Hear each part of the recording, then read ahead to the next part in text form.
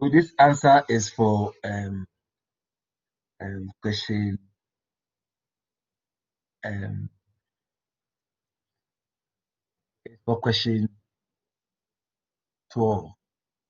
Is we say that the sum of two numbers is 9, the sum of its squares is 41. Find the numbers. So I'm going over again. So the sum of two numbers is 9, x plus y equals to 9. The sum of the squares is 41, x squared plus y squared equals to 41. So I pick equation 1 and make x the subject. So x can be equals to 9 minus y. Then substitute equation 1 into equation 2. Wherever I see x, I put 9 minus y. I simplify the equation and I get y squared minus 9y plus 20 equals to 0. Then I solve for y, which I get y equals to 5 and y equals to 4. Then I substitute this into either equation 1 or equation 2. Now I'll get x equals to 4 and x equals to 5. I solve for it. So I'm asking whether there is any question with this answer.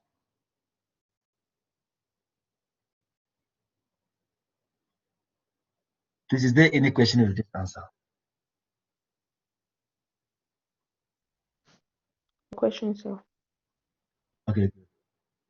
Then let's go on to the next one. Our next one we have, it says that we must plot the following functions on the different axis system.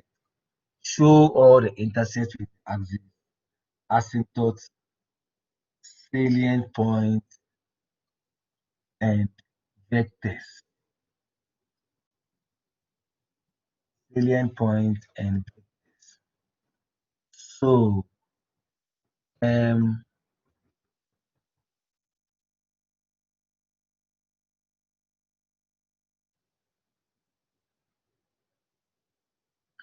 we are going to do the first one, which is um um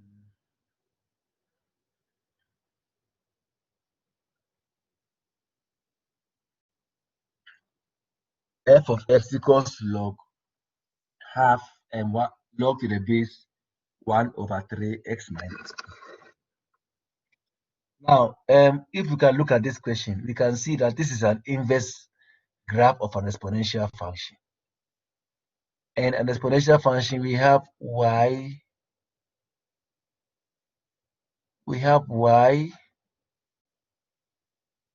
here is equals to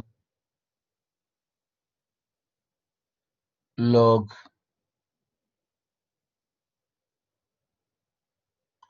1 over 3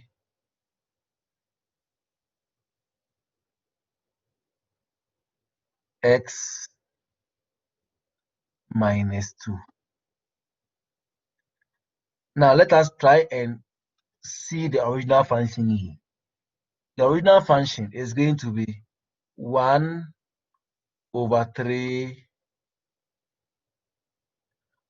all exponent y equals to x minus 2. Then remember that this is an inverse function, you must interchange x and y. So we are going to get 1 over 3 all exponent x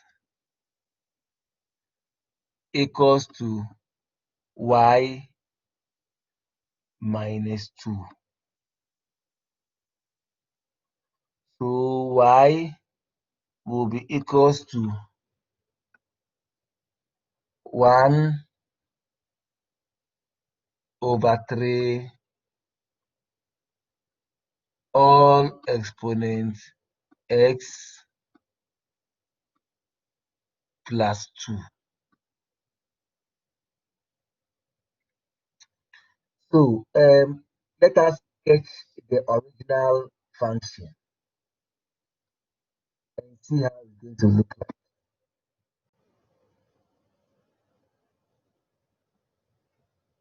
So the original function, the asymptote, so the asymptote is 2.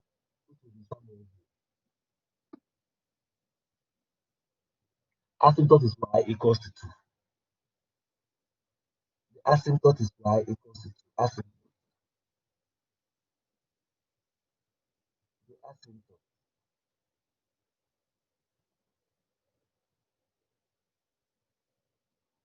is y equals to 2. Then the x in are the x in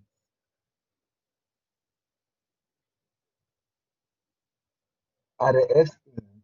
Let me write it. Are the x in. Let me write the x in. Are the x in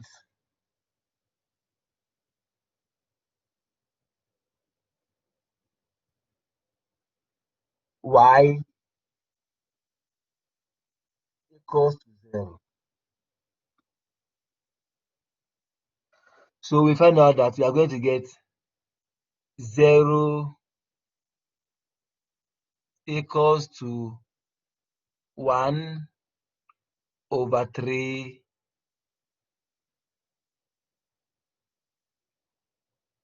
1 over 3x plus 2. So we are going to have minus 2 will be equals to 1 over 3x, which doesn't make sense because an exponent cannot be negative. So that means that there is no x-intercept. Let's tell that there is no x-int. There is no x-int.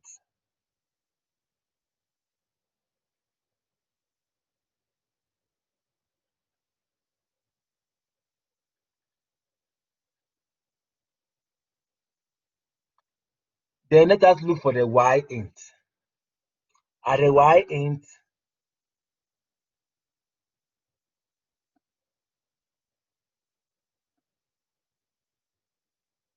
x equals to 0. So because of space, if you put x equal to 0, y will be equal to 3.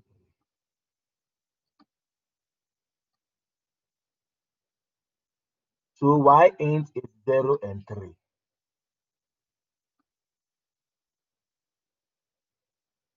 So we can get our y int 0 and 3. Then obviously this graph is going to be a decreasing function. But if you want to be sure that it will be a decreasing function, you can just get another point. For instance, if I put x equals to minus 1 here, let us say here is minus 1. If I put x equals to minus 1 here, you find out that y will be 5. So I can get another point here like minus 1 and 5. Then let us remember that this is the asymptote here. The asymptote is here.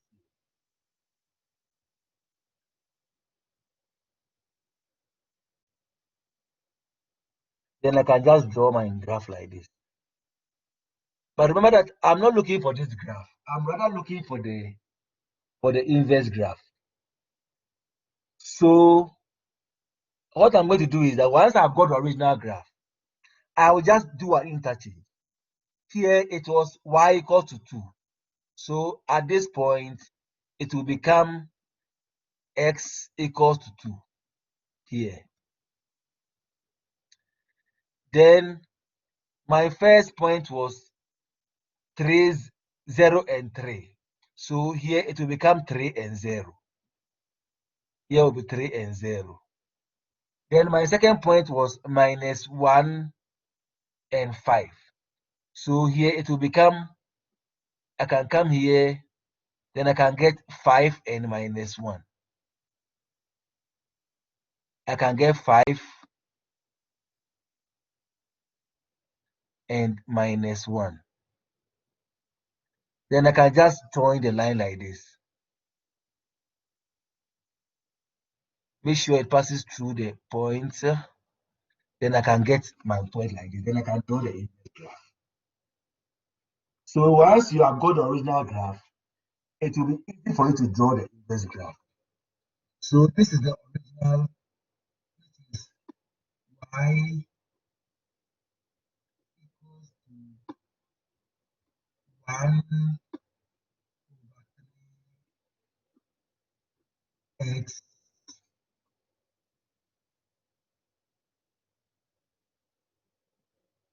plus 2, and this is the inverse, which is log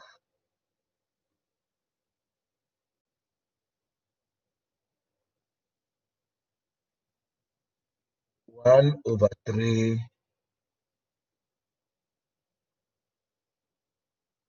x minus.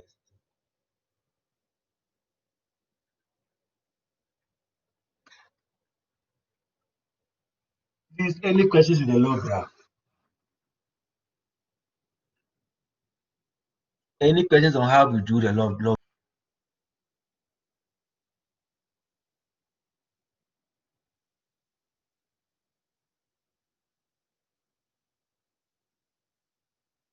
Any questions on how we do the log graph, please?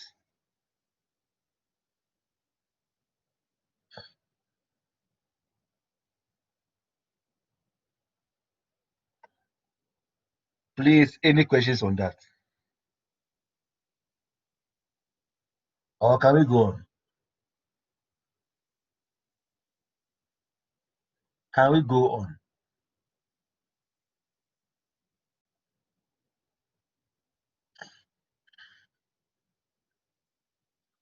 Please answer me. Can we go on?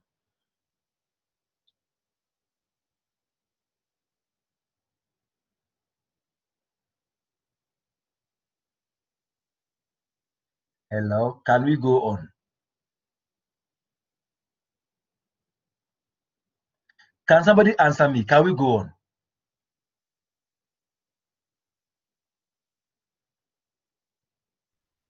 Yes. Okay, let's go on. So let us look at our next graph. The next one, it says y equals to 3 minus x. So this is an original graph, so there's no need to do any conversion. It's straightforward. So let us draw our x and y intercept. X intercept, y intercept. So our asymptote in this graph is straight away that it will be y equal to 0. Asymptote will be y equals to 0, which will be the same as the x-axis. So it will be y equals to 0. Then x-intercept. On the x-intercept, we can see that y will be equal to 0. So we are going to get 0 equals to 3 minus x. Now, which doesn't make sense because there is nothing that you can replace with x that will make this function or this expression 0. So that means that there is no x-intercept. There is no x-intercept.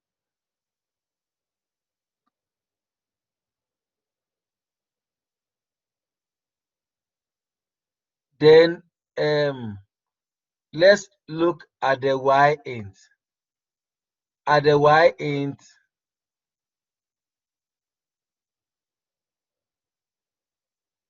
x equals to 0. So when you put y equals to 3 negative 0, we are going to get y equals to 1. So we are going to get 0, 0, and 1. So this point here will be 1. Then even though this graph will clearly be a decreasing function, maybe it will be better to get another point. Let us say if I can put x equals to 2, or if I can put x equals to minus 2, I will get y equals to 9. So this is a sketch, so there is no need for you to draw anything to scale. So you can just have another point, minus 2 and 9.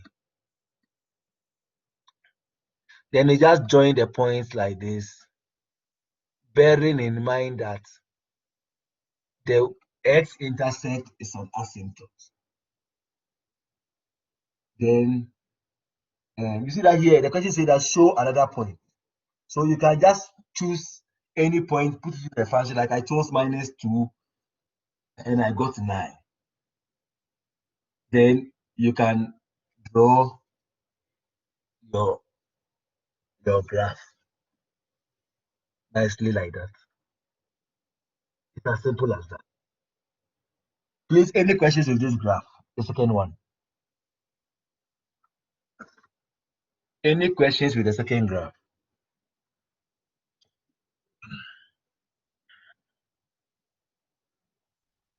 No. Okay, so we can go on. Okay. Then let us look at the next one. Now, our next one is an absolute value graph. So again, we need to find our turning point, our x-intercept, and our y-intercept. So let us start with the turning point.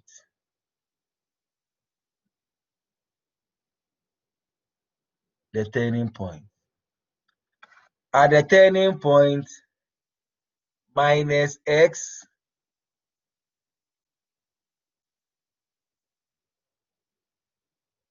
plus 3 should be equal to 0. And x equals to 3. So our turning point will be 3 and 4.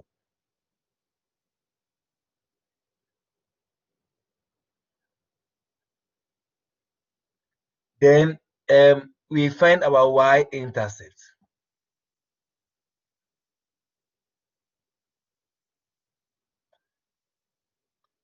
On our y-intercept, x equals to 0.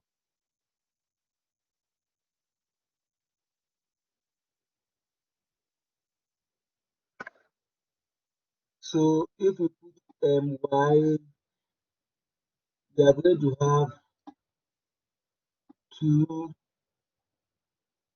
absolute value of minus 0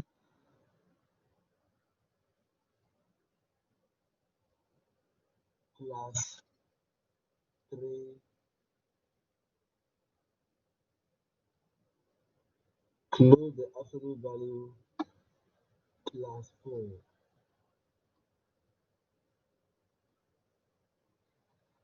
So you know the absolute value is always positive. Yeah? So when we simplify this, we will see that y is going to give us 10.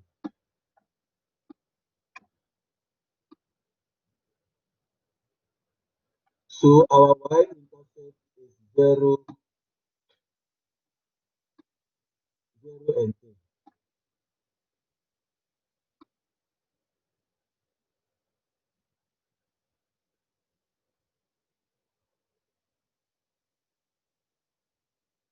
Then let us look at our x-intercept.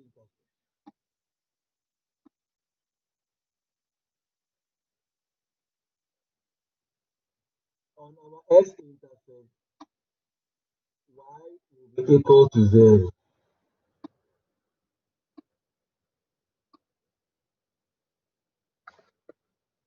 So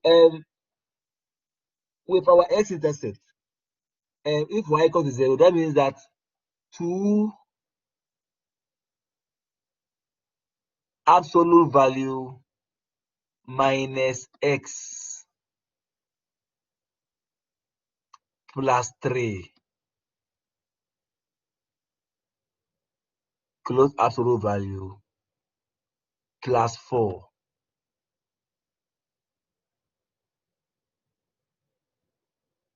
should be equal to 0.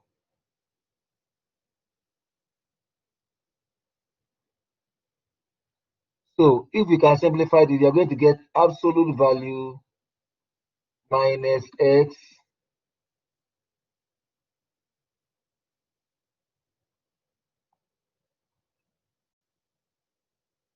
minus x plus 3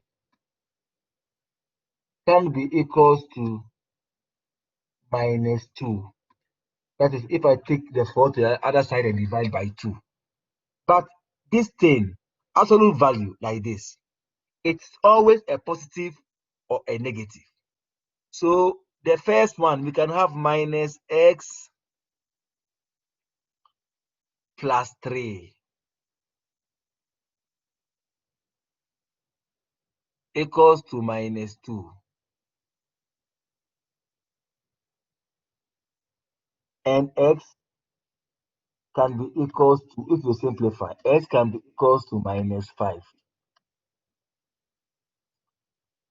Sorry, x can be equal to positive. Yes. Yeah, ask your question.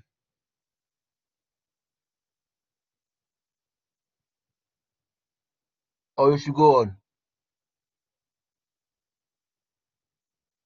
Okay, then let's go on. Then absolute value can also be a negative. So that means that x minus x plus 3. Yes, gift. Yes, I'm asking if are we is it the both of us here? I don't see anyone here. Yeah, there are a lot of people here. Sir? Yes, there are a lot of people here. 2 people? No, a lot of people here. Oh, okay. Okay, good. Maybe probably. I can see them. Okay, minus x plus 3 can be equals to 2, positive 2. So when you simplify this, you notice that x can be equals to 1. Now, let us draw our graph.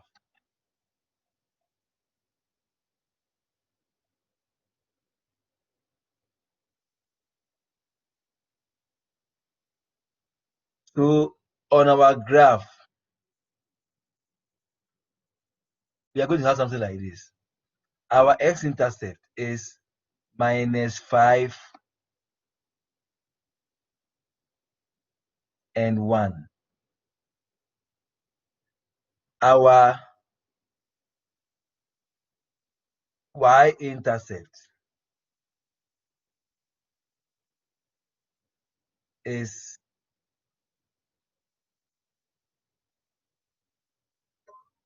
yes.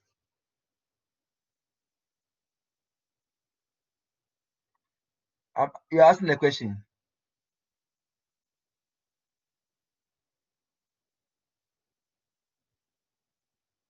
Were you asking a question?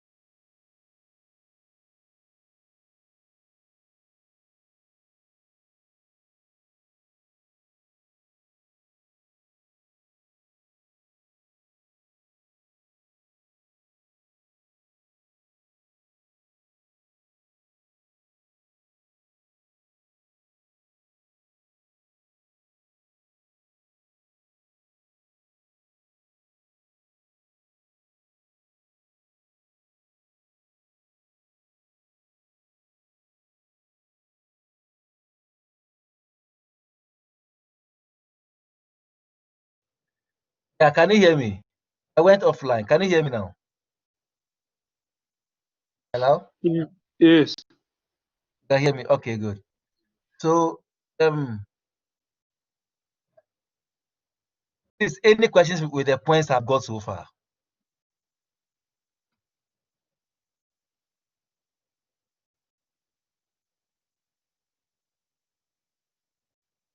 Are there any questions with the points I have got so far? No.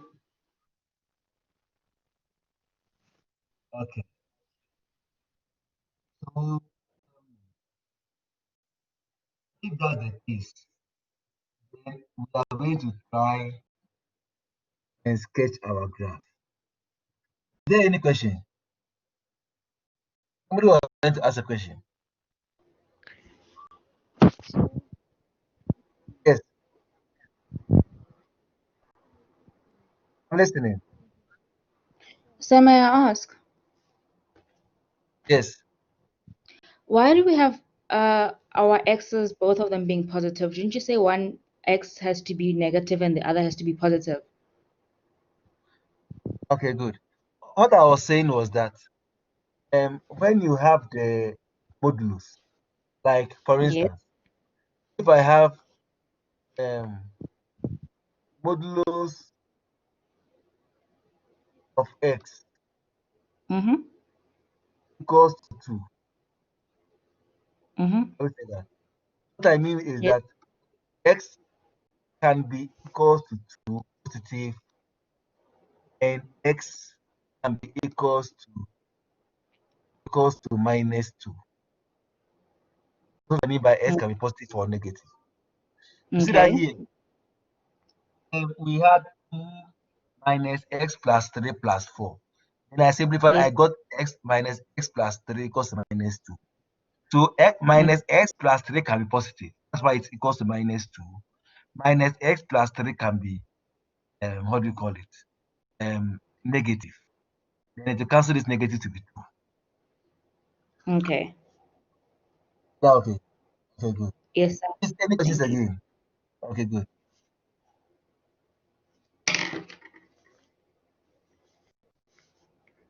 Any questions again?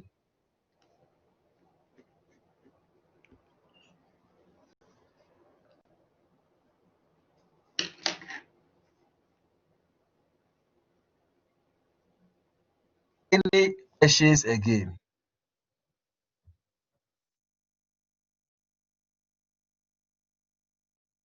Okay. In the absence of no questions, we are going to sketch our graph. So now we have to see that in sketching our graph, we must quickly know our x-intercept, our y-intercept. We know our x-intercept, we know our y-intercept, we know our turning point. So the graph, I always say that if you can even plot those points correctly and you don't draw the graph, it is better than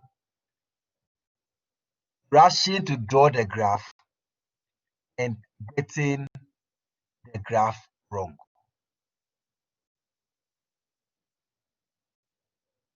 So let us sketch our graph and see how it's going to look like. And see how it's going to look like. A minute.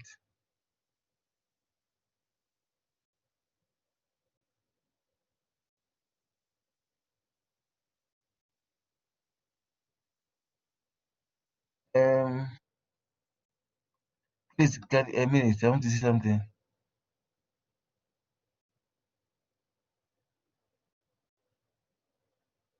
Um, Now, on our graph, we have our x-intercept minus 5 and 1. Then we have our turning point, which was minus a. I'm sorry. our turning point was 3 and 4. You can see it will be somewhere here. 3 and 4. So no. There's something wrong with this graph. Who can tell me what's wrong with the graph? Sir, Yes. I Yeah. think it's because your other point is a -5, and originally we found that 5 was supposed to be positive, not negative. So it's a positive 5. Yes, sir. Good. Okay, then let's please, let us start all over again, please. We have got our function 2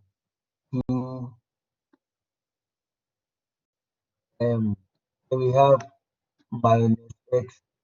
Okay, no, the function is not. So our turning point,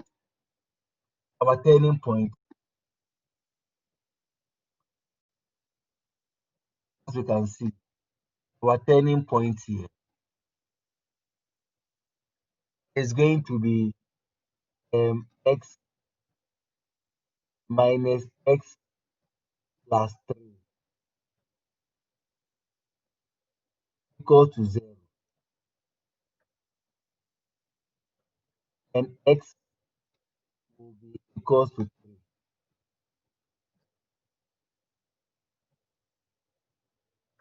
So our turning point is going to be 3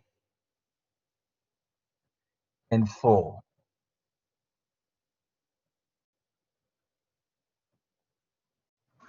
Then our y int,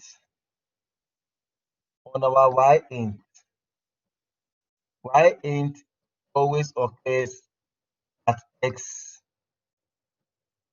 equals to 0.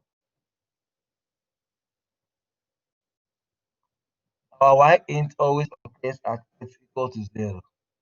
So on our y int, we are going to have y. If you put x equal to 0, you're going to get y, because modulus is always positive. You are going to get 3 times 2, which is 6, plus 4, which you are going to get 10. Then our next thing, we are going to find our x intercept. And on our x-intercept, y is always equals to 0. On our x-intercept, y is always equal to 0. So we are going to have this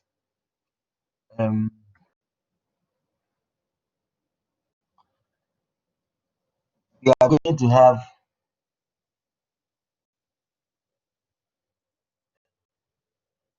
2 absolute value of minus x plus 3. Then we close the absolute value. Because plus 4. Then on our y-intercept is going to be equal to 0. Then when we will see that absolute value of minus x plus 3,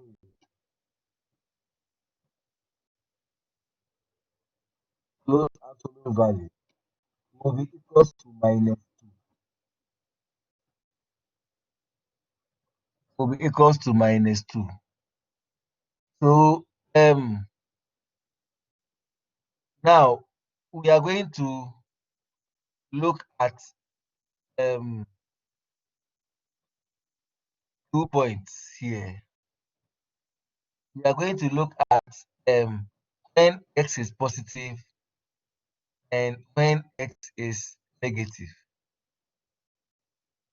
We are going to look at when x is positive and when x is negative. So when x is positive,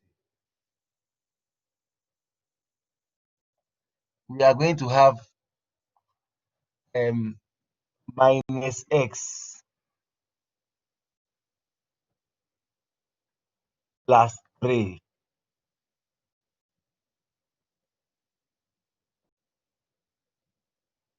equals to minus,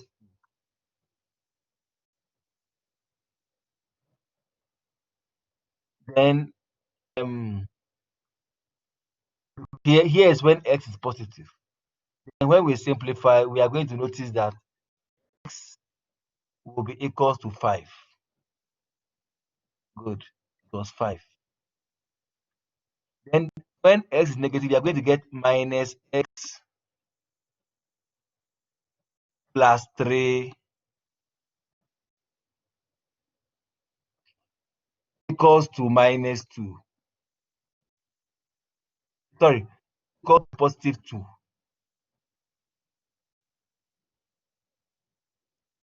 And x will be equals to 1. So we are going to draw our axis like this. To sketch the graph, we draw our x and we draw our y-axis. So our points is 1 and 5. And our turning point is, so we can have 2, 3, 4. Our turning point is going to be 3 and 4. So we have our x-intercept, our y-intercept, and our turning point. Then our y-intercept is 10.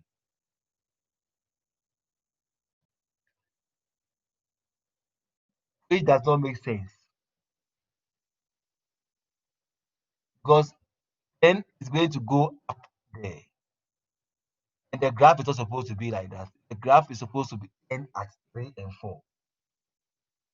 So what are we doing wrong here? Who can point it out to us? What are we doing wrong there?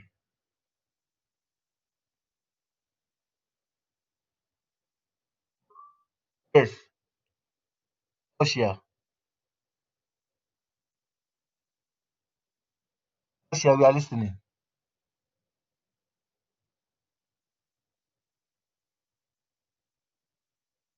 Russia.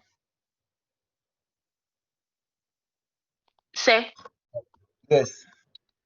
I don't know if I am correct, but I think it's because of the absolute graph. It cannot go to negative y values.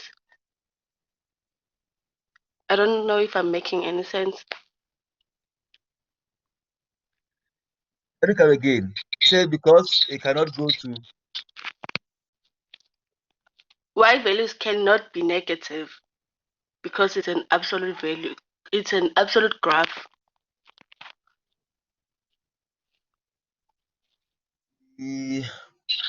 Yeah, but good.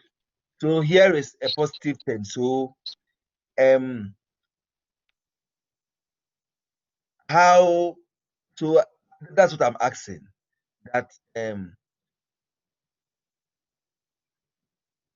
so you think that is the reason why you think that's the reason why we are having this thing, Yeah. the positive 10. But still, the graph should give us a V shape. You understand me? The graph should give us a V shape. So why? Because if you look at where this thing is, if let's say we put a minus, positive 10 will be somewhere here. If I can extend the line, 10 will be somewhere here. You see? So you see how the graph is going to look like. But the graph is supposed to give us a V shape. and the graph can go down. Depends on how the graph is shifting. Understand me? The graph can always go down, depending on how the graph is shifting. But I'm asking, why are we getting um, minus 10? The graph is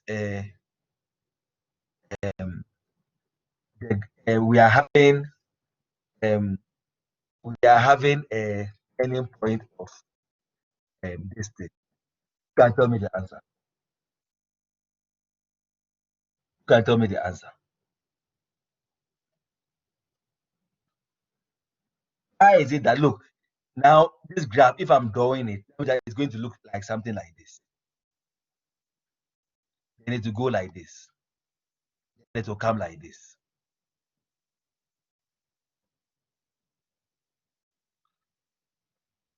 Why? You can tell me why.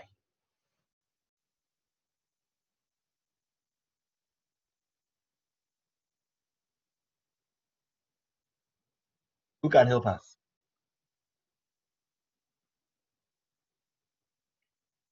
Who can help us?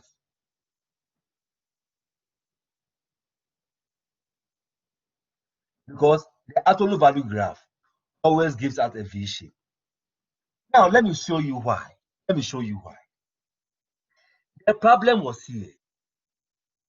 Look, this statement alone that I have circled is an invalid statement. Absolute values is always positive.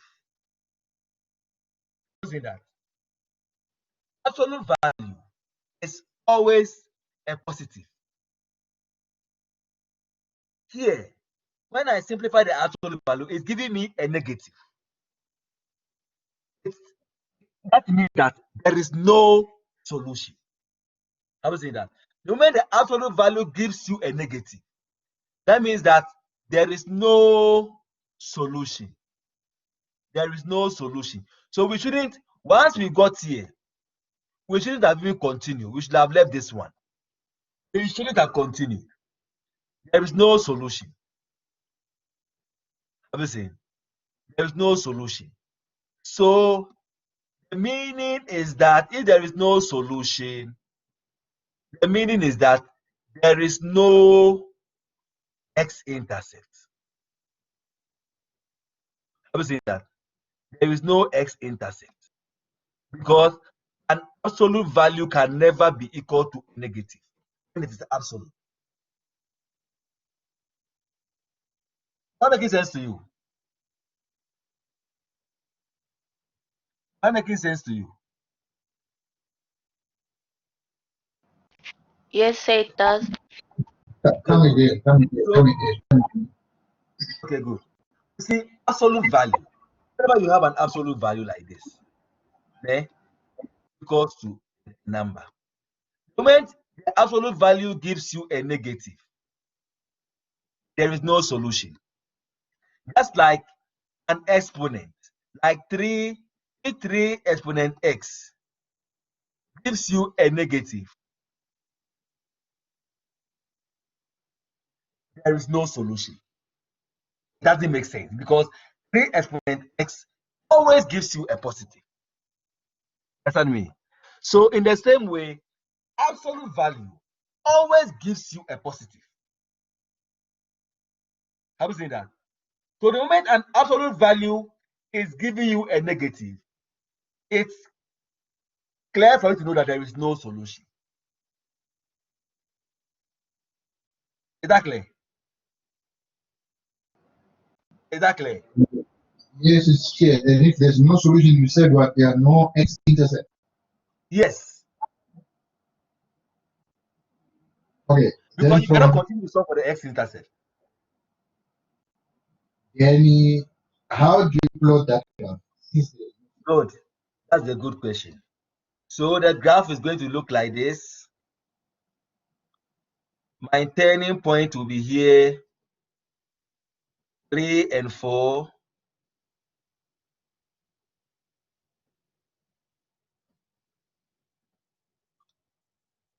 My y-intercept is 10. So the graph will pass through 10.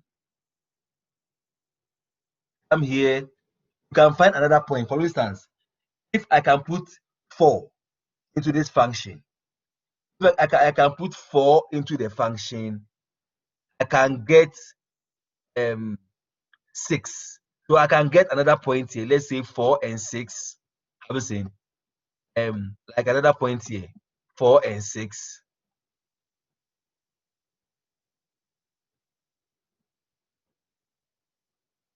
Then I will join like this. So the graph will go like this. I was saying that.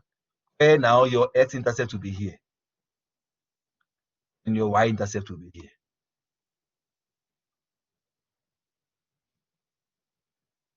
Does it make sense to you?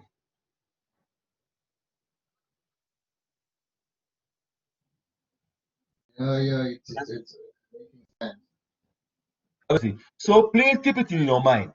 Anytime you see and you simplify an absolute value, then it equates to a negative. You have to know that you cannot continue. There's no solution. Exactly. That's why you cannot continue. There can't be a solution.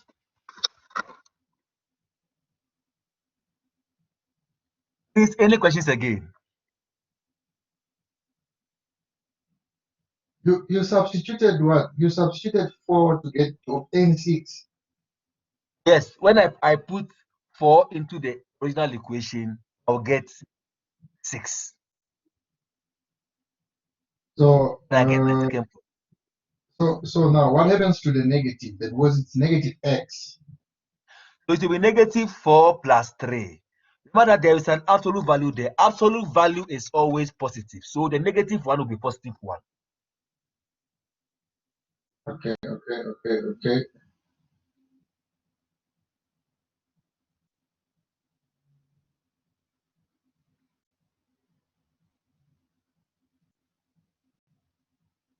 It's not making sense to me. Seriously.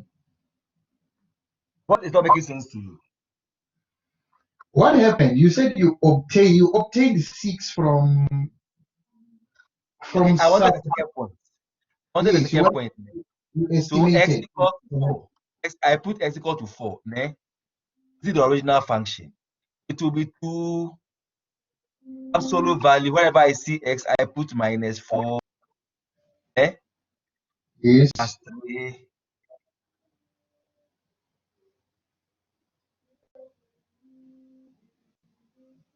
Minus 4 plus 3 plus 4. Up to this point, is it making sense to you? It's making sense, yes.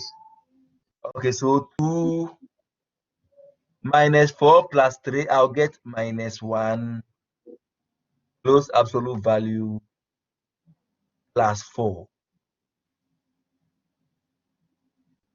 Then you know that absolute value is always positive. So this minus 1 is going to be 1. Yeah. Have you seen that? It's clearing up now. Okay, good. Plus 4. Then we get 6. Have you seen that? Yes. 6. Then now we can find our. Then we get 6. We are going to get 4 and 6. But a lesson that I would like you to learn in this question is that absolute value, once you simplify an absolute value and you are getting a negative, simply know that you cannot continue because there's no solution. Have you seen that? So you find out that in an examination, you don't know this. You'll be tempted to waste a lot of time on this question. Because now you will not know where you are making the mistake. Have you seen that? Yes. See? Because now your turning point is here, then remember that a graph cannot go beyond the turning point. Have you seen that? You cannot Yes. go down and come and cross the turning point and go up. So the whole thing will not make sense to you. But if you understand that an absolute value is always a positive, you know how to go. So now here a question comes. You have drawn the graph. there, right? Yeah. That's so now let's take they give you the graph and say find the equation. That's the graph. They are giving you the graph and find the equation. That's a good Yes. question. Okay. Let me remind myself of the points. Okay. Let me. So the graph is like this. That's also a very good question. The graph is like this.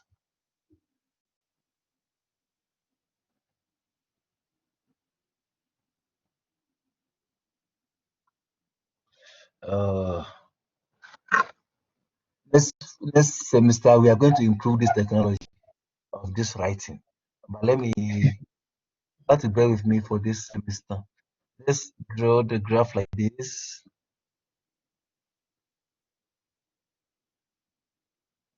Now my turning point is 3, 4.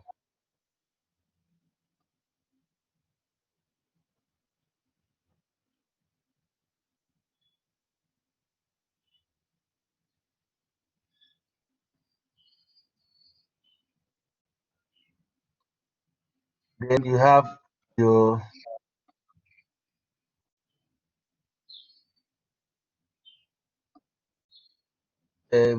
this thing is your x-intercept is what do you call it? 10. Then you have another point here, 4 and 6.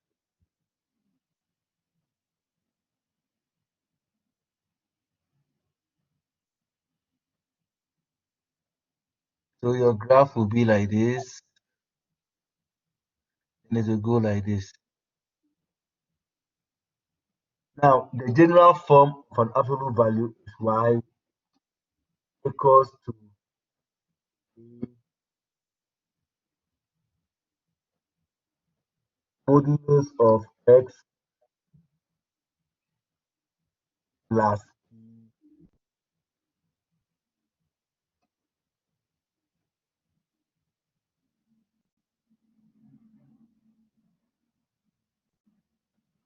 plus q.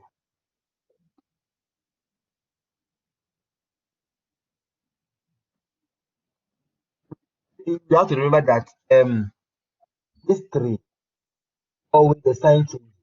What is that? The time not to then it's Yeah. what is that? So we are going to get y equals to the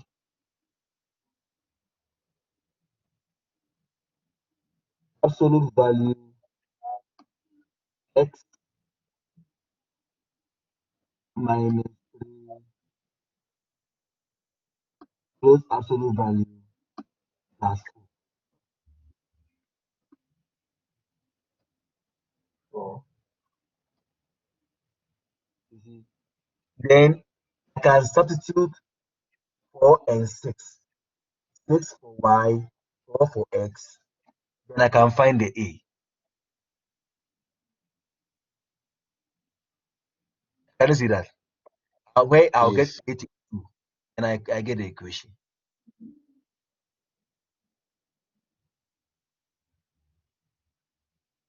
Exactly. Yes, it's clear. Okay, good. Any questions again?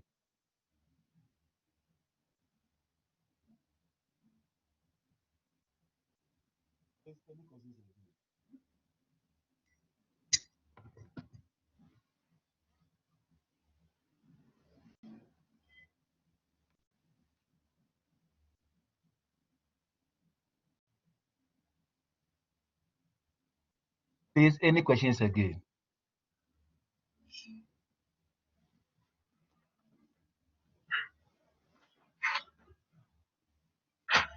Okay, now let's go on. We are going to go to the next question. It says that write in uh, write in completing the square for the function representing the parabola. Sabelo, that this question is very similar to the question you just asked me. Obviously. Yes, I Very can simple. see. Yeah, that you can see that here.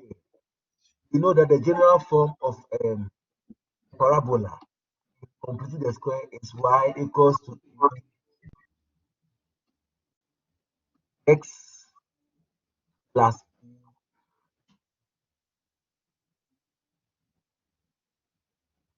all squared plus q. So by mere inspection, we can see that y can be equal to, because the turning point is -2 and 1. But remember that the x always changes. It will be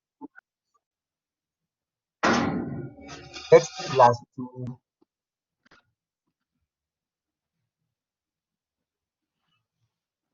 x plus 2 all squared plus 1. Is any question up to you? No question. Okay, good. Then we can substitute um um -4 and 2. yeah.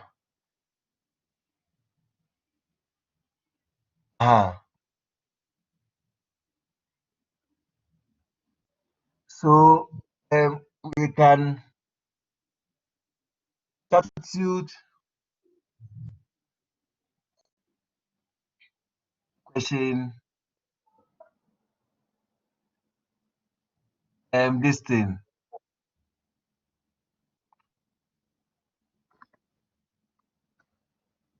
Um we can substitute question how do I put it? We can substitute 0 and 2 there, using that. Then we can find um our A. You see that? So we can say 2 equals to A, x is 0. 0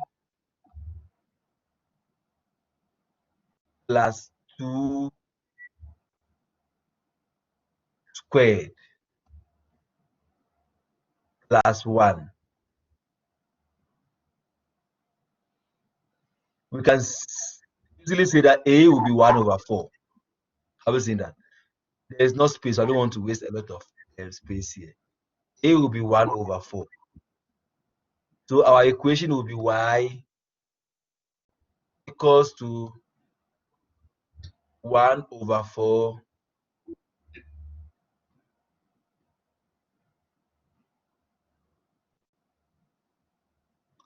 1/4 x plus 2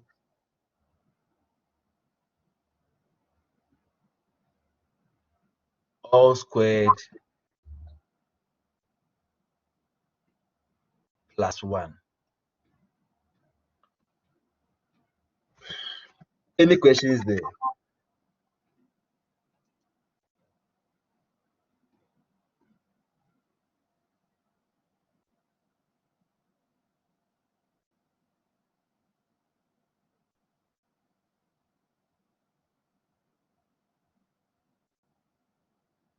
Please, any questions there?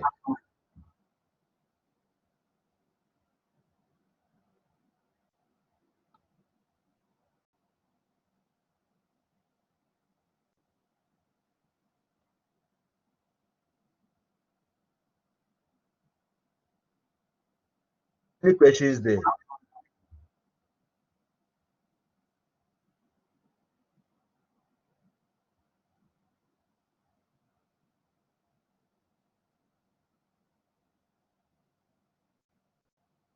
Any questions there, please?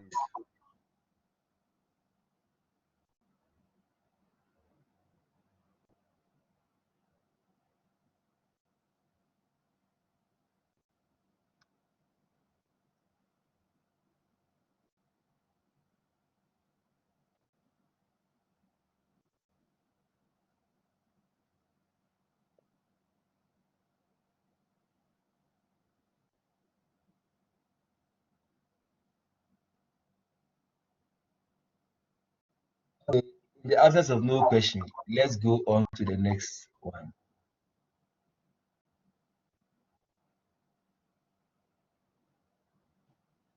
Let's go on to question 15. Let's go on to question 15. It says that give the domain and the range of the following functions. Please, this is one place that I know is going to feature a lot in your test. So you must get used to range and domain. You must get used to range and domain. So the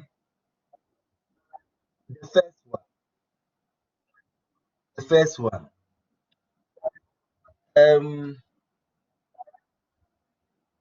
we can see that whatever it is, you first have to know your turning point, your x-intercept, and your like at least you must have an idea of how the graph will look like. Now, this graph, without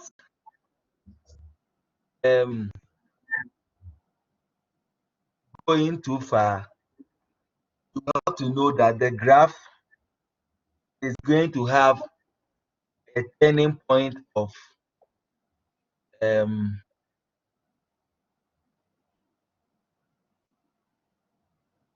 is going to have a turning point of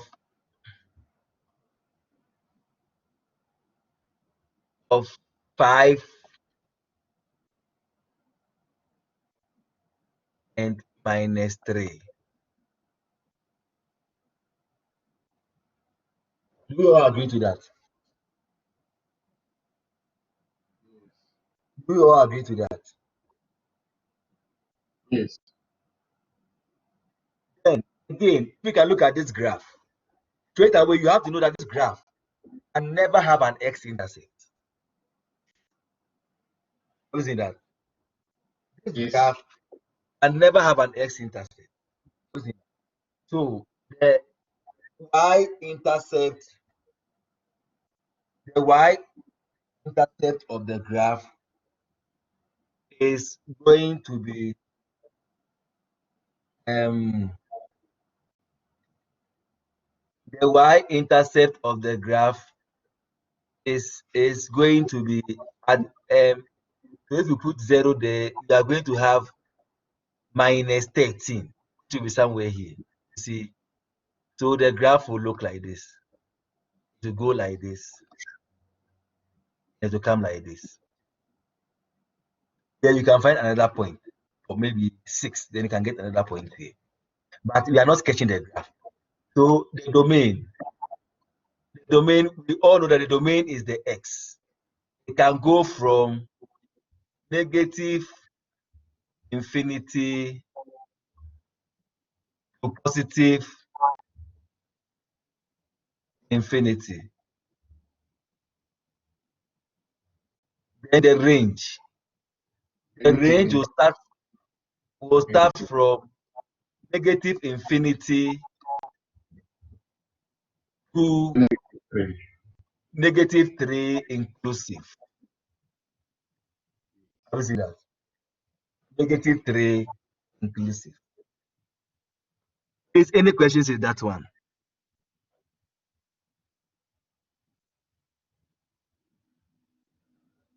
Any questions with that one?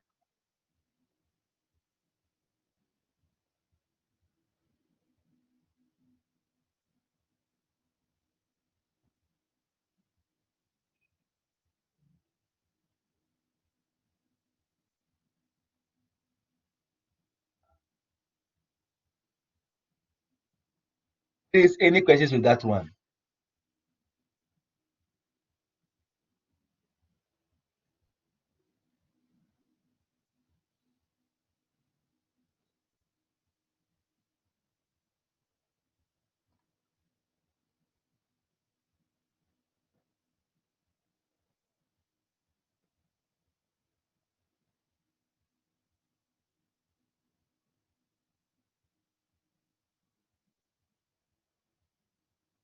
Are we gone?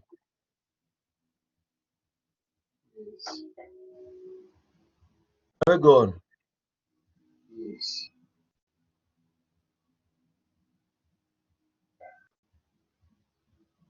Okay, good.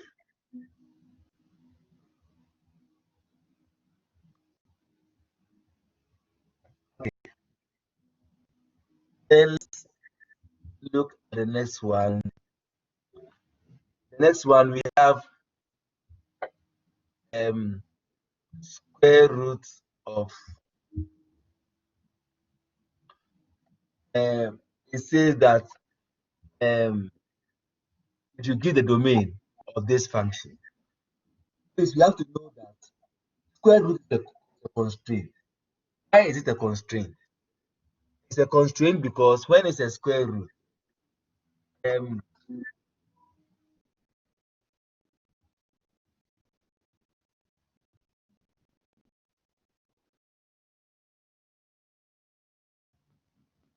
Must always be greater than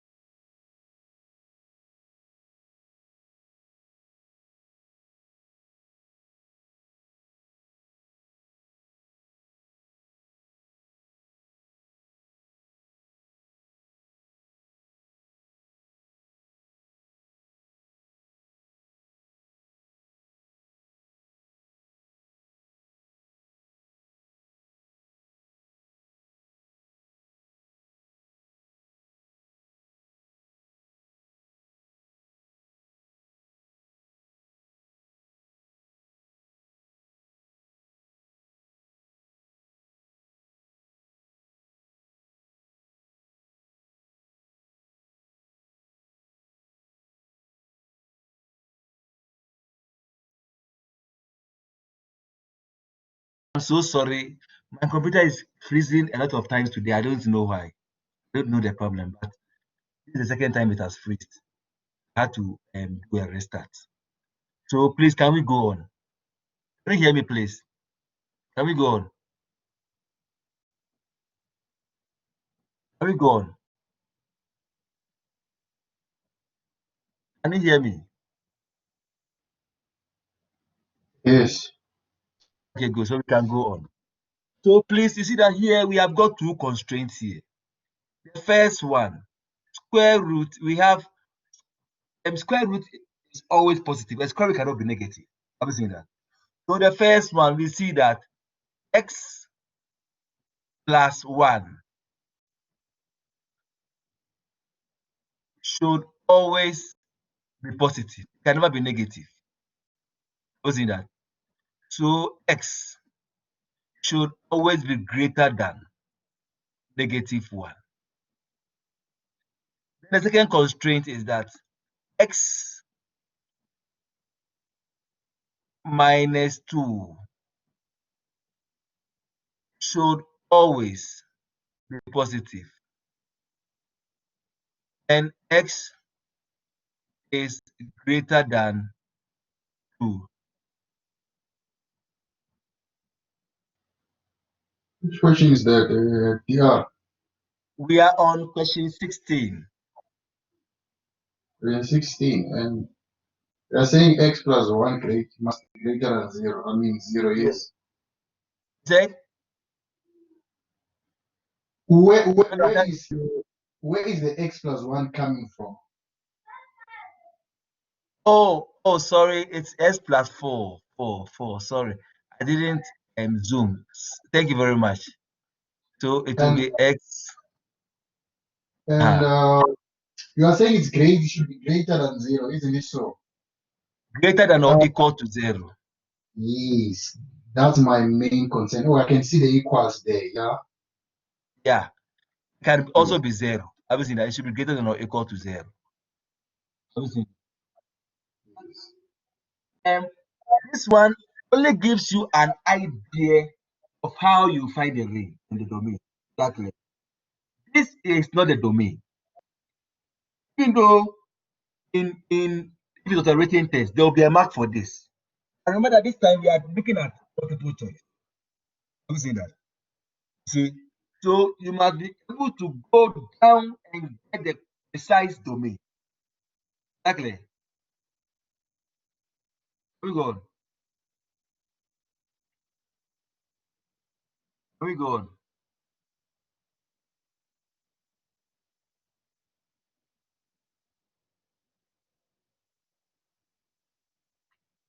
And we go on. Yes. Yes, we can move on. Okay, good. So now you realize that look at the contradiction here. I say x should be greater than or equal to -4. But if I put x equals to -4, it will make the top undefined. So it will make the whole function undefined. Wasn't that? So it means that even though I say x is greater than or equal to -4, I cannot still put -4 here, because when I put -4 here, it will make the denominator undefined, and the whole function will be undefined. Wasn't that? So what do we have to do? We have to find an intersection of these two statements. Wasn't that? You have to find an intersection of these two statements. So to find an intersection, let us draw our number line. Let me just draw it somewhere here.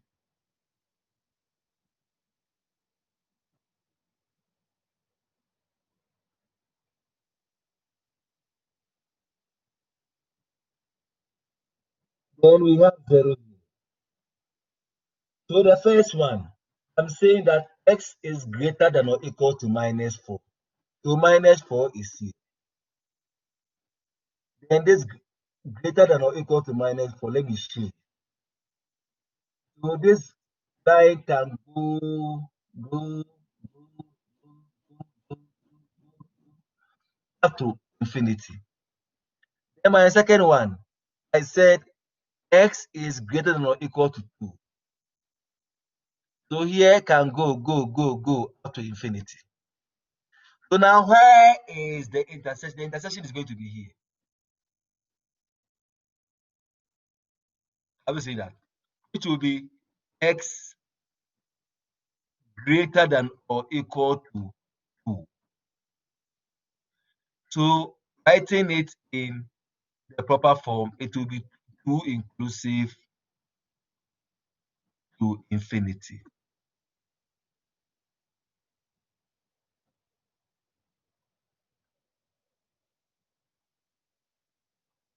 Please, any questions there?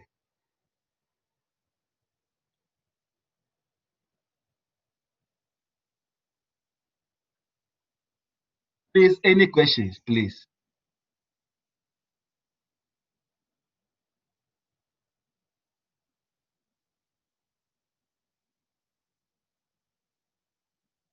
Any questions, please?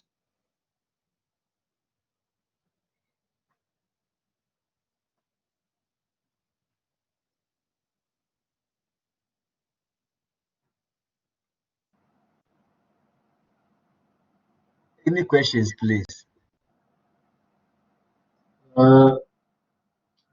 Yeah. Yes, Sabelo. Okay, fine. Is it like in what kind of equation are we always required to find the intersection point for the domain? Can you come again? In what kind of equation must we first find the intersection points in order for us to No. You see get that there were two different statements which was contradicting each other. this? I said x must be greater than or equal to -4. Hmm. At the point I said x must be greater than or equal to 2. Now, if I can put x equal to -4, you still made a function undefined. Who's saying that? So in that case, you must find the intersection. And the intersection says that x must be greater than or equal to 2. If I can put any number that is 2 or more into the function, there's no way the function can be undefined. Always defined. If you substitute what substitute for it to be undefined. Yes. -4 and what?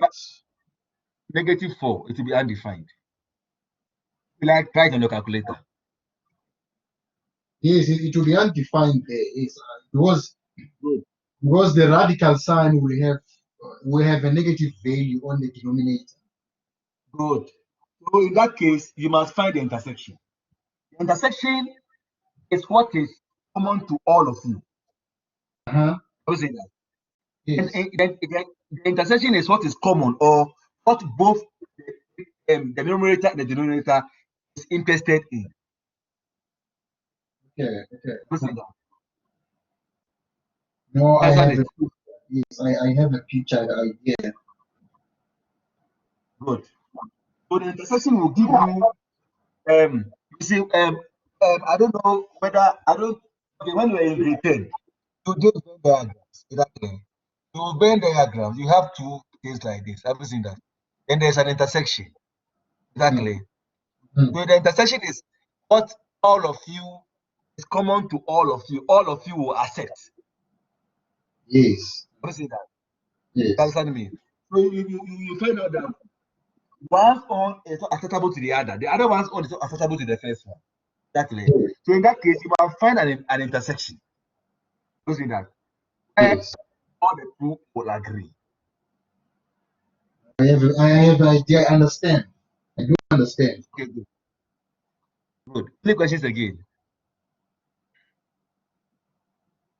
Three questions again.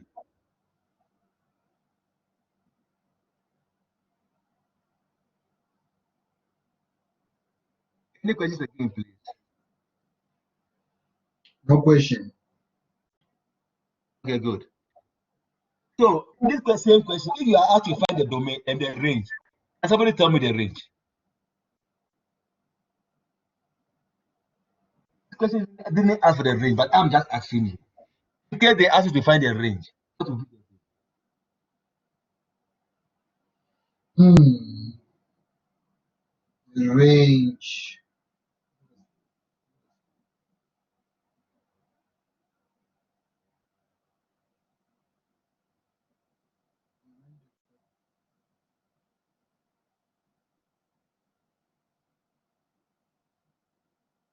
The range will also have some limits, but I'm trying to check.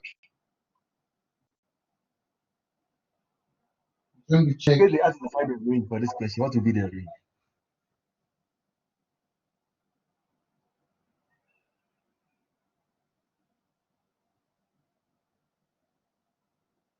I think you'll have to first substitute. How about you first substitute the value of x, the one which they have in common, the intersection point there. Please don't make things complicated for yourself. I've told you something very simple. Range, you just write negative, 0, positive. Just write these three. I'm seeing that. Now you know the domain. Ask yourself, can I put any number? Before we even go on, Sabelo, before we even go on, please, I'm very sorry. I made a slight mistake in the domain. Exactly. See the one where I say x minus 2 greater than or equal to 0. You see that? Yes. Please, you cannot bring the equal sign. You see that? It should be x greater than 0 because once x becomes 0, the function x minus 2 becomes 0, the function also becomes undefined. Yeah, it's true. It's true. Yes. It's true. Have you seen that? So Yes. that means that here it will be a whole. Have you seen that? So Yes. actually the domain should be minus 2, not inclusive. Exactly. So it will be a The minus 2 or positive 2 there. z Is it positive minus 2 or 2, positive? Yes, positive positive 2, 2. sorry, positive 2, positive 2, not inclusive to infinity. Yes. Exactly. Okay, Yes. good. So with the range, just put these things negative, 0, positive. Ask yourself, is there any number in this domain I can replace with this function to make this function a negative? It's a clear no. Who's saying that? Yeah, It's a clear no. it's a no, no, no. Yes, I can see that. Then you ask yourself, is there any number in this domain I can replace with x that will make this function 0? It's also a clear no. Who's saying that? You know the Yes. domain is going from 2 to infinity. Exactly. Yes. Who's saying that? So it's a clear no. Is there any function, any number in the domain that I can put in the ring that can make this function positive? Yes, it's a clear yes. Yes. Have you seen that? The domain will simply be y greater than 0. But you must write it correctly. It will be 0, the range, sorry. It will be 0, not inclusive to infinity. That's how we work on the range. Exactly. It's as simple Yes. as that.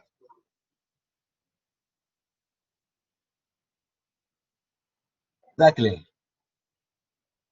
Yes, it's clear. Okay.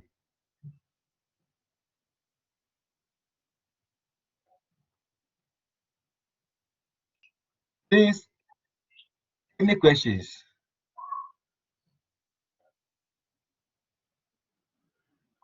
Okay, now then let's go to the next one. Our next one says that show that cos 30 equal to square root of 1 minus sine squared 30 without a calculator. How are we going to do that?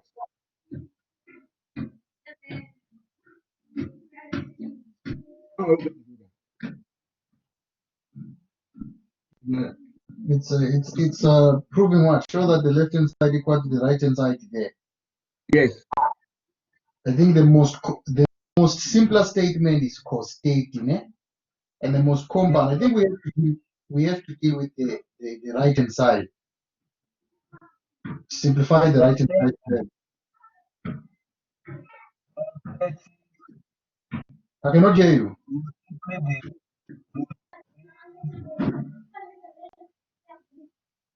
over 2.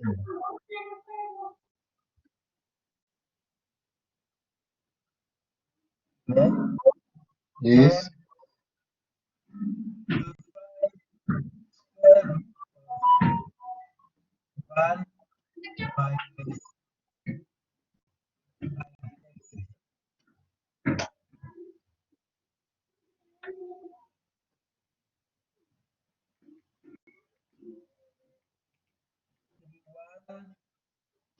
minus sin 30. Yes, sin 30 is the same as 1 over 2.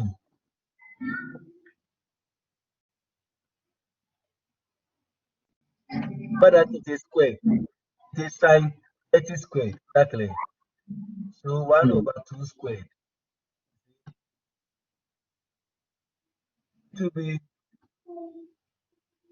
square root of 1 minus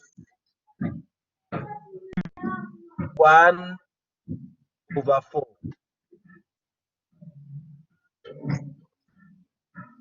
Which is the same as square root of 3 over 4.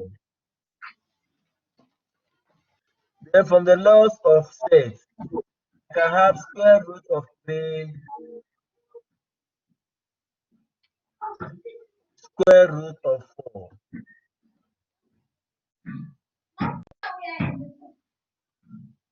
So we can tend to square root of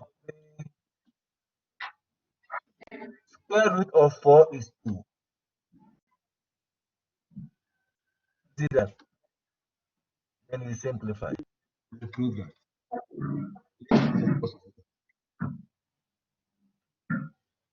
Is any questions? Is this the only way we have to go about it? Yes, we have proved it. The left hand side goes to the right hand side.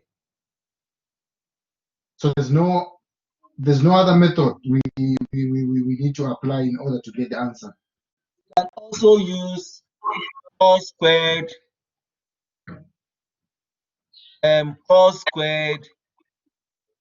plus sine squared equals to 1. Obviously, Okay, fantastic. I have used that one.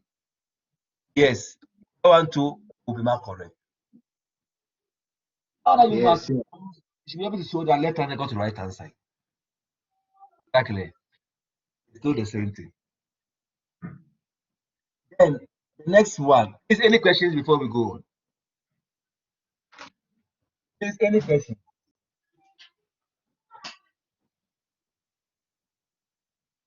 Please, any questions before we go ahead?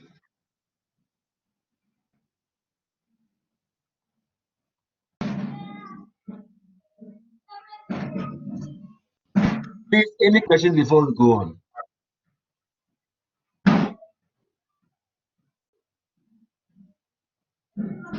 Okay, the answers of no questions. Let's go on.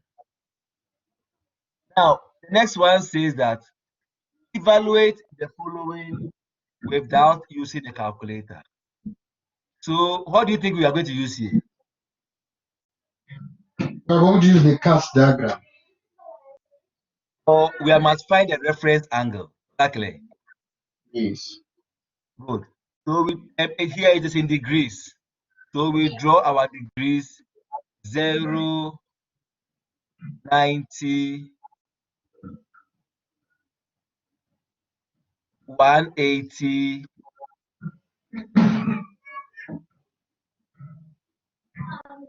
270,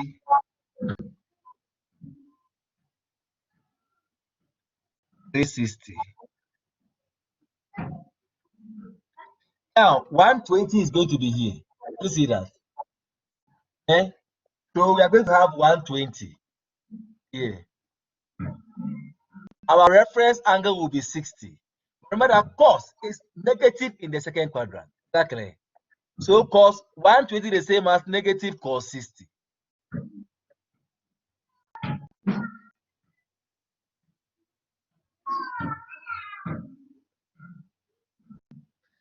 The next one is tan 150. And 150 is going to be somewhere here. 150 is also negative in the second quadrant. So it will be divided by negative, and the reference angle will be 30. So it will be negative tan 30.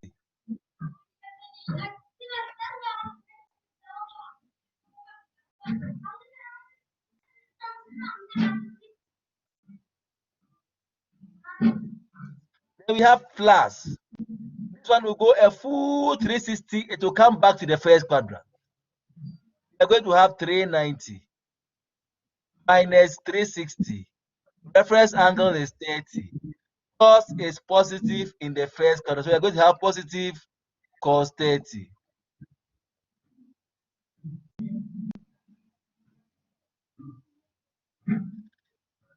Now, negative cos 60 is the same as minus half.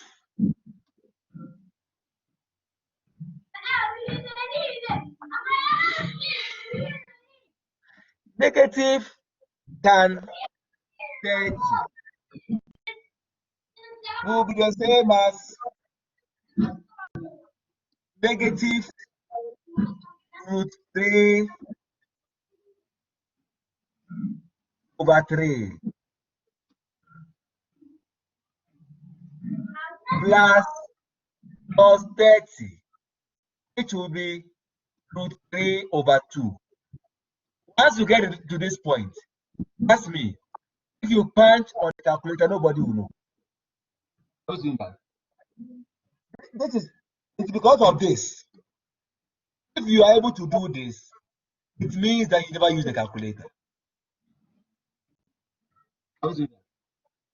So from here, you can easily evaluate your answer on the calculator, nobody will know.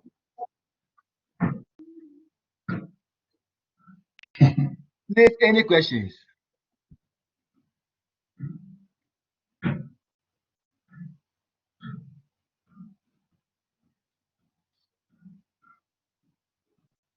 Any questions?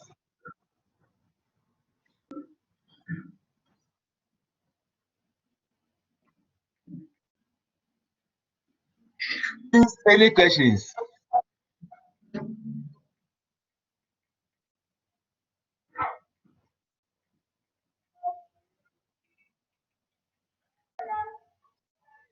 Okay, if there are no questions, we are going to the next one. Our next one, we have find x and h in the triangle below. Find x and h in the triangle below. Luckily, this is a right angle triangle. So we know that x, I know that cos 51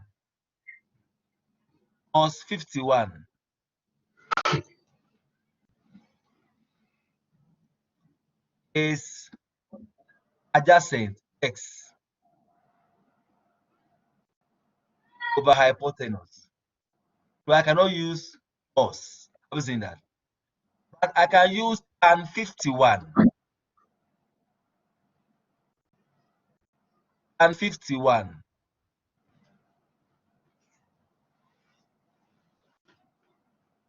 is equals to opposite, which is 10, over adjacent, which is x. So I can say that x is equals to 10 divided by tan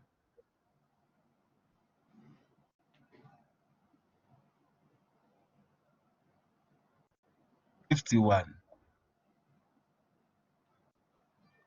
Please, we are working in degrees, so you have to ensure the calculator is in degrees. Because you are working in degrees. Please, any questions there?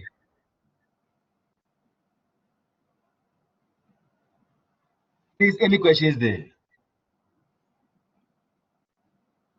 Let me go on.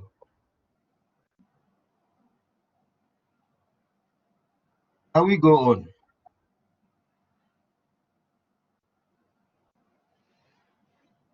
Can we go on, Cabello? Yes, we can go on, sir. Okay, good. Now let's go to the next one. Our next one says this. It says that the angle of elevation of a hot air balloon being vertical. Elevation is when you look up. Have you seen that? Changes from 25 degrees at 10 o'clock to 60 degrees at 10:02. That means that the person was walking from left to right. Have you seen that? So when he was at this point, his angle of elevation, when he was at this point, sorry, was walking from right to left to right, yeah. When he was at this point, his angle of elevation was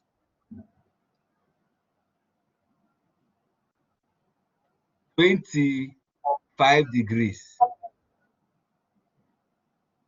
And when he got to this point, his angle of elevation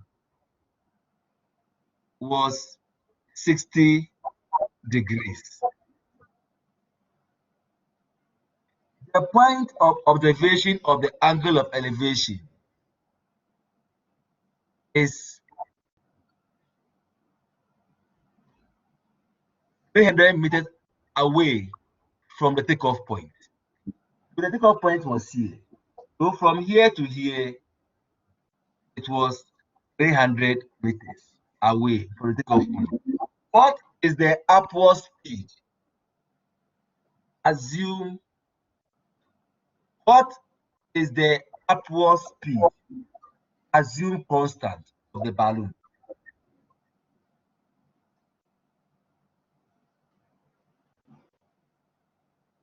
So how are we going to do that?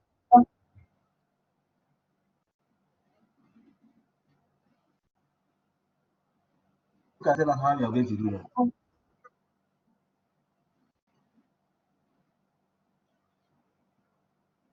It's a very interesting question.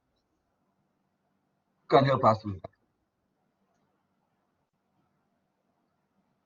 So let us remember that here the time was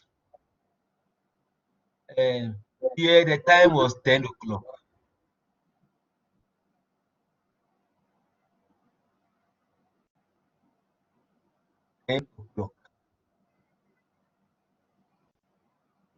And here the time was 10 o'clock.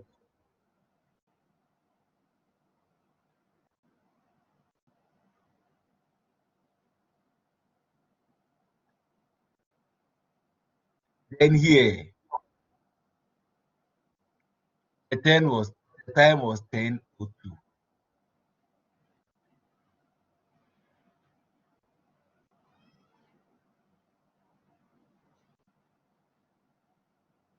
So when he was here, the balloon was here. Is that clear? Then when he got here, the balloon moved from here to here.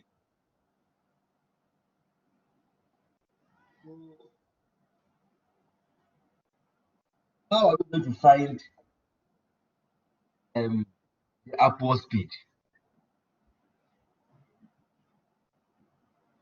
Who can help us? We have to find H2. We have to find H2 and divide by 2. Yes, Okay, good. I'm saying. Now, you can first find H1. Yes. So we can find Well, H1. you can find H1 plus H2. Find H1 plus H2 first. Okay, so we can find H1 plus H2. And please, here we are using what do you call it? SOHCAHTOA. Because of space, I'm going to do it directly. H1 plus H2. Here is adjacent. Here is opposite. So I'm going to use tan. Is that clear? So H1 plus H2. No, please, let me just write it because I don't want it to confuse you. So if you are defining H1 plus H2, I mean that the whole of this angle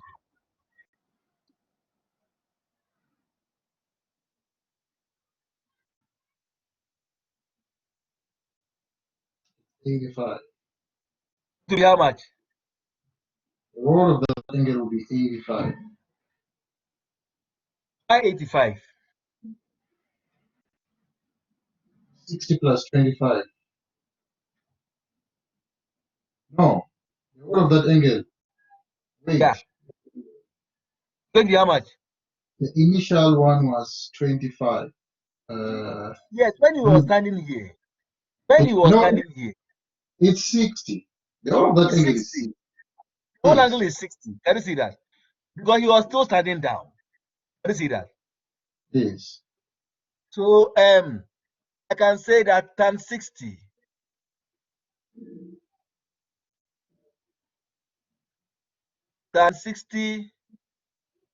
will be opposite, which is H1 plus H2. H1 plus H2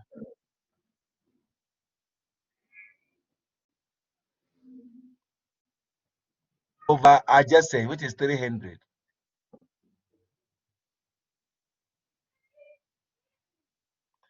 So H1 plus H2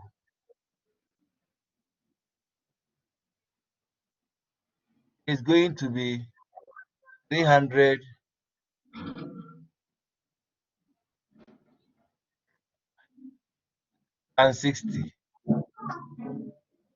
Should we round off the answer to the nearest integer or what?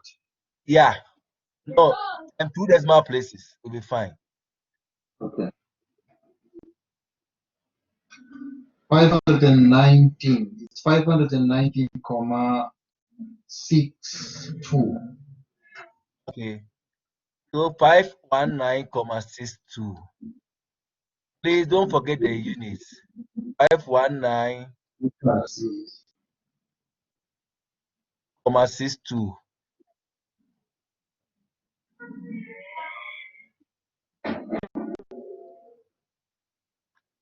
Okay. And we can find H1. Please, because of time, I'll do it directly. H1 will be tan, it will be tan 25. It will be H1. It's going to be 300 times tan 25. Have you seen that? It will be Yes. 300 times tan 25.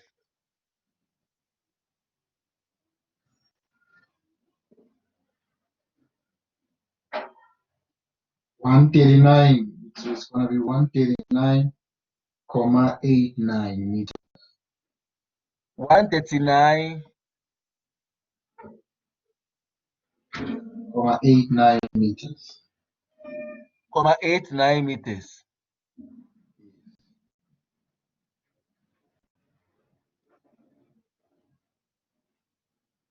So what is going to be H2 now? It will be H1 plus H2 minus H1. So what will be H2? We're going to subtract the 189 from the 519. Yeah, 60.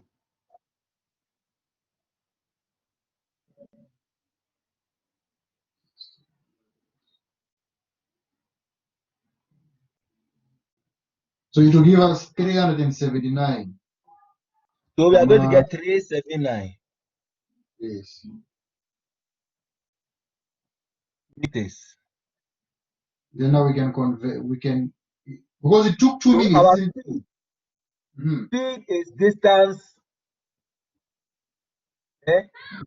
over Yes. time. Have you seen that?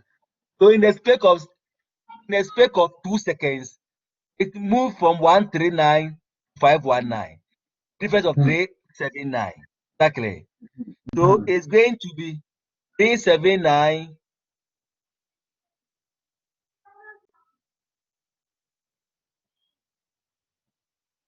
comma, I've forgotten the day, but at least 379 over 2. And our units will be meters a second.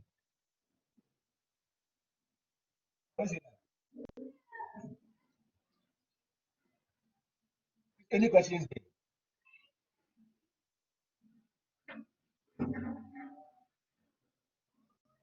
Please, any questions there?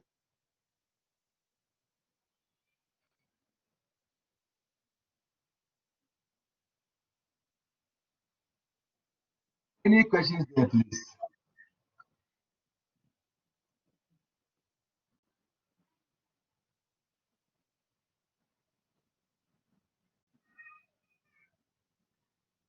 Please, any questions there, please?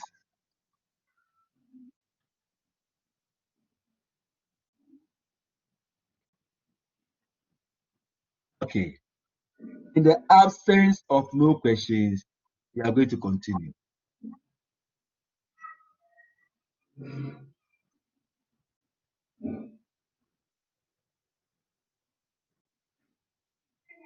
Okay. There's also another interesting question here. It says that there is a coastline with 2 lighthouses, one on either side of the beach. There is a coastline with 2 lighthouses, one on either side of the beach. The 2 lighthouses are 0.7 kilometers apart, and one is exactly due east of the other. Due east means that one is on the right of the other. Okay, good. And the question goes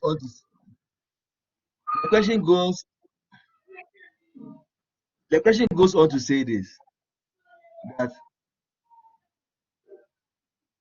these lighthouses tell how close a boat is by taking the bearing to the boat. These bearings are shown on the diagram below. Calculate how far the boat at point C is from the lighthouse.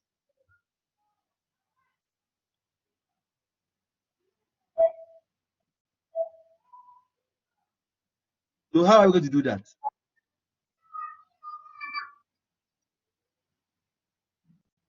That means that we must find 2 sides. Can you see that? We must find this side for the first lighthouse, exactly, and this side for the second lighthouse. Is that agreed? Yes, yes, yes. We are going to use sign rule here. Yes. We must find BC and we must find AC. Is that agreed? Yes, agree. But we must know the angles. Now we have to know that lighthouse is upright. That means that here is 90 degrees. Exactly. Yes. So if so that a whole circle is 360. Exactly. So if here is 90 and here is 225, 90 plus 225, we are going to get 345. Exactly. That should tell you that the angle here is going to be how much? The angle here is going to be 15 degrees. Can you see that? Then here too, from here to here is 90, but the whole of here is 127. So I can safely say that the angle here is 37.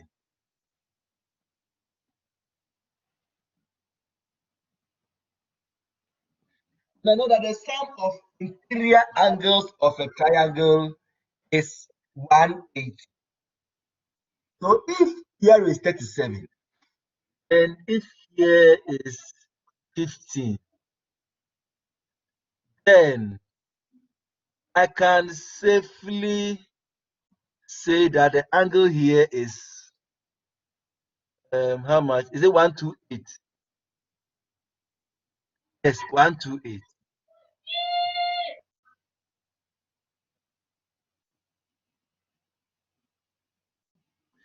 Then I know that the distance between the two lighthouses is 0.67 meters. So as you have said correctly, I can use the sine rule. I can say that BC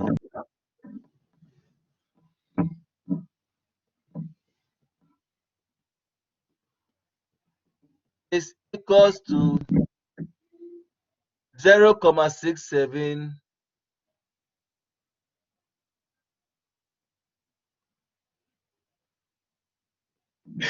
divided by sine 20 is sine 128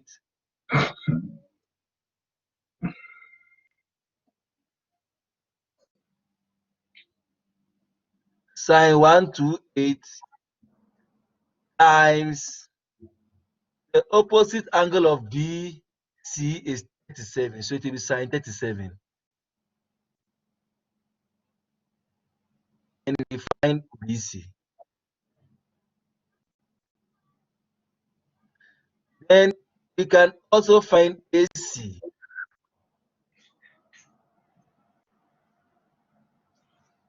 AC can be 0.67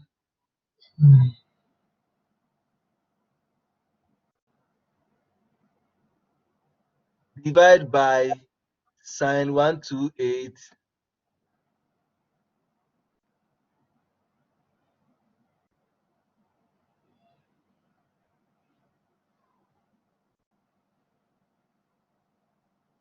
times sine 15.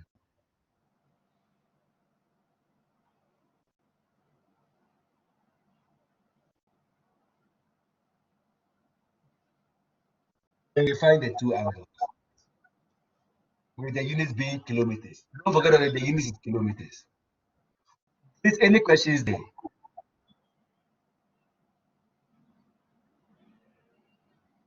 Is any questions with these two questions? Answers, sorry. Any questions with these two answers?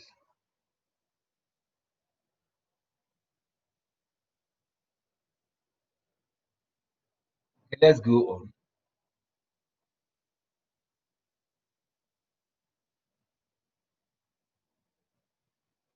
Now, the next question says this, that at a campsite, there are three things. If the distance between tent A and tent B is 135 meters, the distance between tent A and tent C is 201 meters. The distance between tent B and tent C is 175 meters. What is angle ACB? So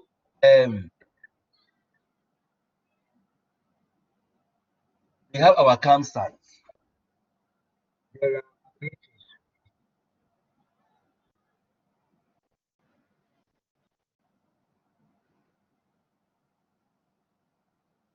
tent A and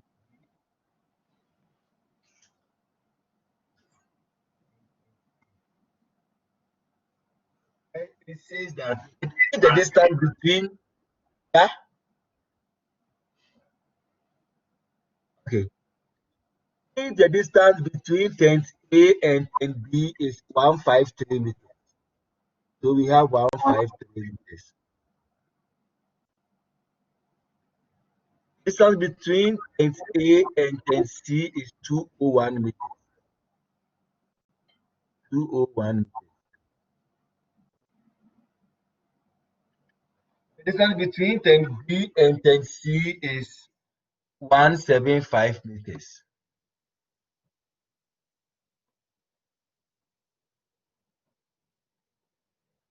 Find the angle ACB. So angle ACB simply means this angle, the one in the middle. So how are we going to do that? Cosine rule. So, tell what rule? We're going to use cosine rule. I thought it sine rule. Cosine rule. Can we see that? So we can simply say that here, because we are looking for this angle, this will be the lead number. So we can say that 153 square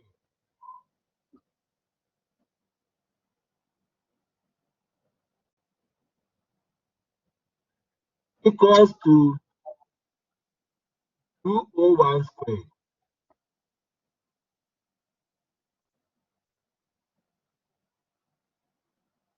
plus 175 square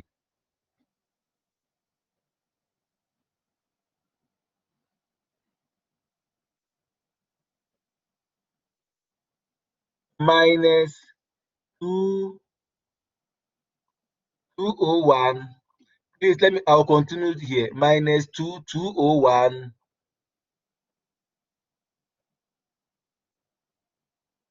175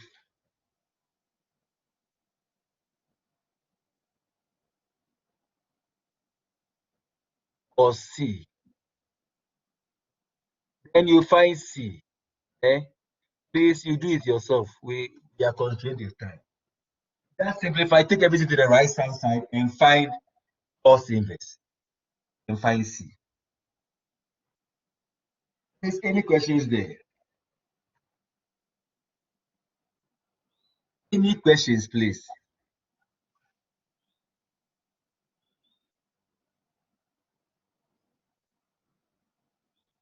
Any questions, please?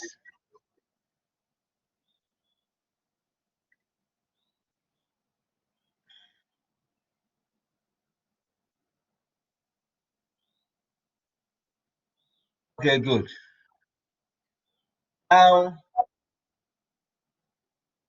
the last question is on quadratic graph.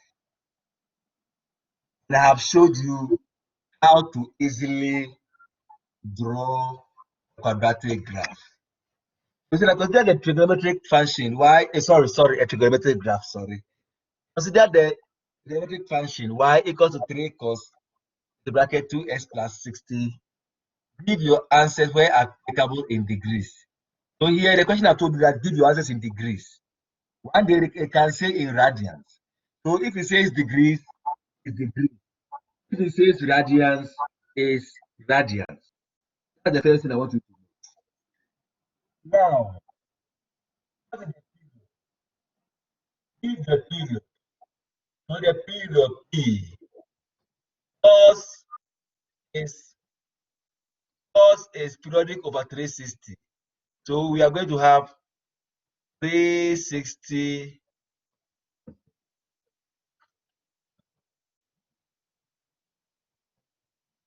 over 2, which will give us 180.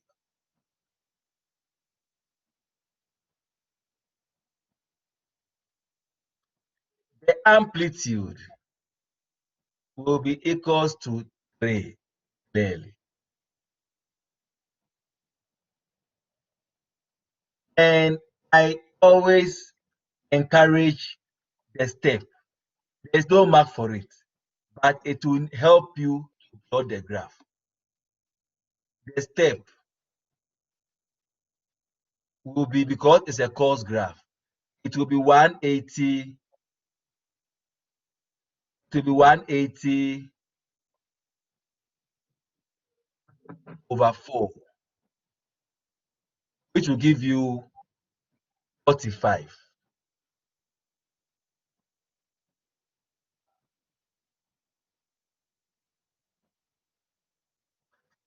Then the phase shift I'll make it PS.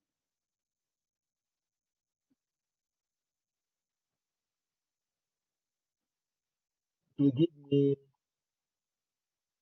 2x plus 60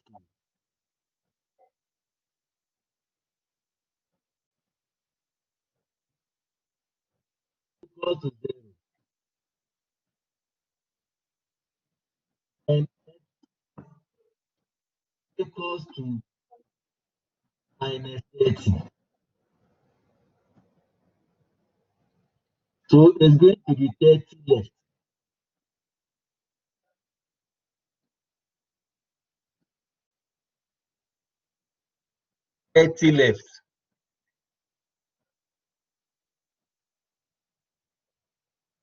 You see that? So here you are going to have 2 marks, 1 mark, 1 mark. That's how the 4 marks. There's no mark for step, but the step helps you to draw your graph. Then you can go to your calculator. Mode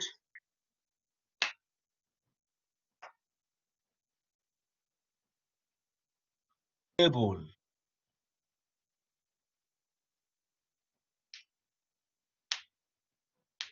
Because the most important thing drawing the graph is your points. So mode table of x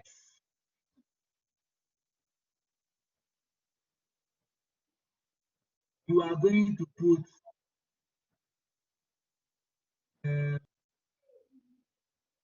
equals to x.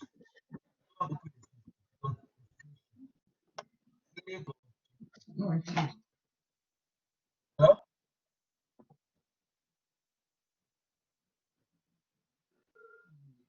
Equals to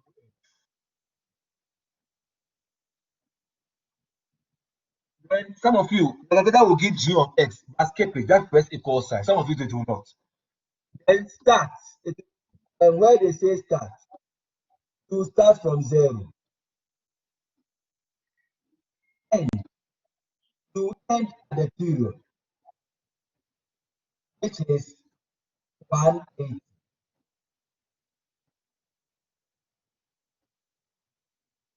Then step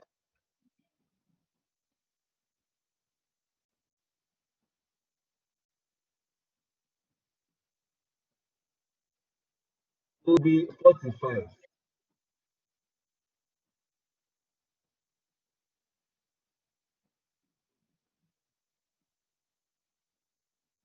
So we are going to have x and f of x.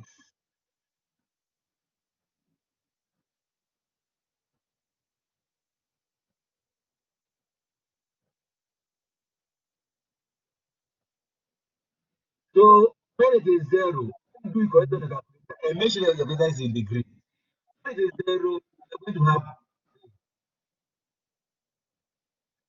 then your next point, which is from the step, you have 45. 45, you are going to have 0. Then you come to 90. 90, you are going to have minus 3. Then the next thing is 135,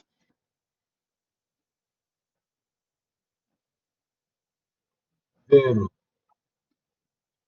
Then 180. Once you get to the period, you stop because you are plotting at least one period. 180. Then you draw your graph.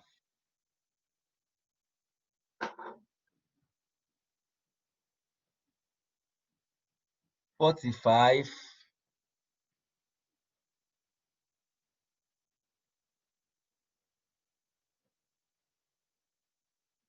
90,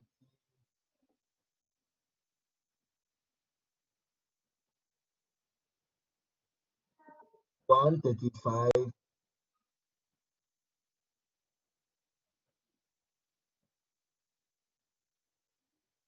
1.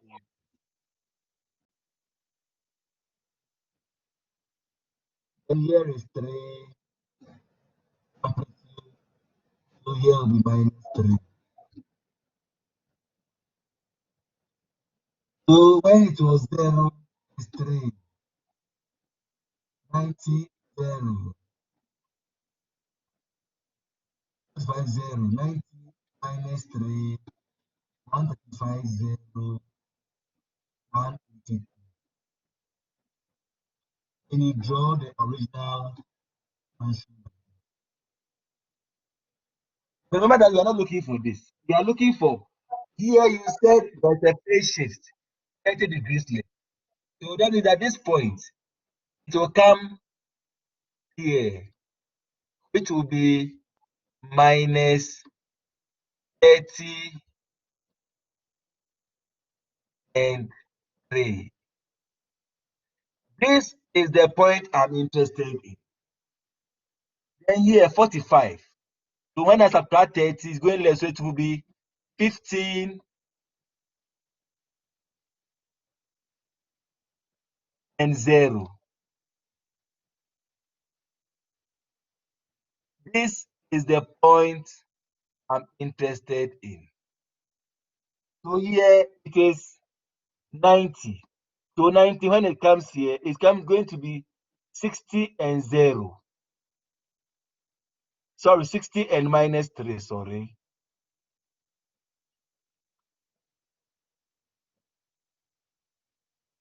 This will be the point that will be relevant here.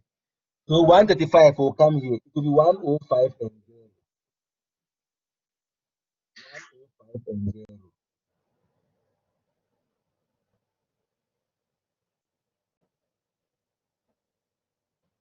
Then where you have 180, it's going to be 150 and 3.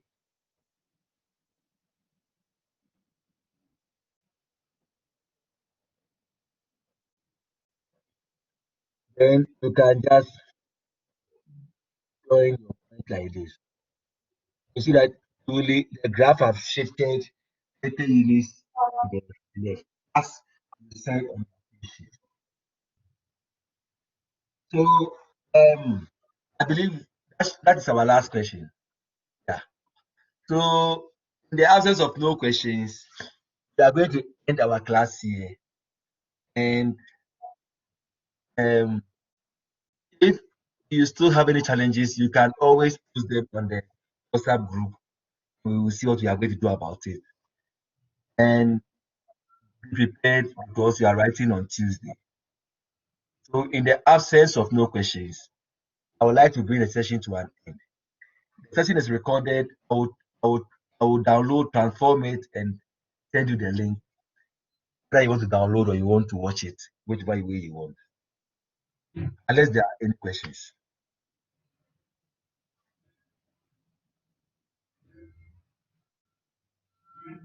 Unless there are any questions.